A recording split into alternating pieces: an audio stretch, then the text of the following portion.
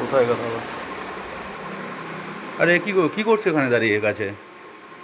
এই গাছটা দেখছি, গাছটা কত বড় হয়ে গেছে। কি আমি গাছ নিজের এটা? হাতে এই গাছটা লাগিয়েছি। বলো কি গাছ? পাতাগুলো দেখো।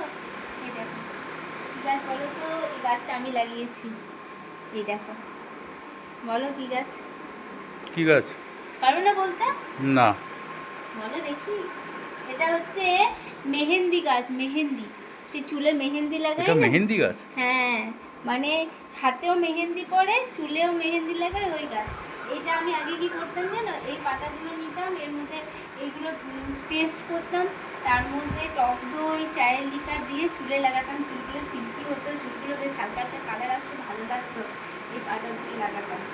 আর এখন এখন তোমার ঘরে শুধু বাসন মাজতে মাজতে আমার জিন্দেগি মানে খতম হয়ে গেল।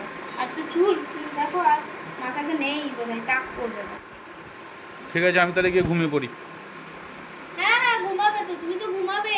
যেই বলেছে যে আমি বাসন মেজে মেজে আমার জনম চলে গেল, আর তো চুলের বা স্কিনের আর তো কিছুই আমি ইয়ে করতে পারি না, আর তো কোনো কেয়ারই করতে ঠিক আছে, পারি আমি না, ঘুমাই। ঘরের কাজ বক তো বক বক বক। করবো।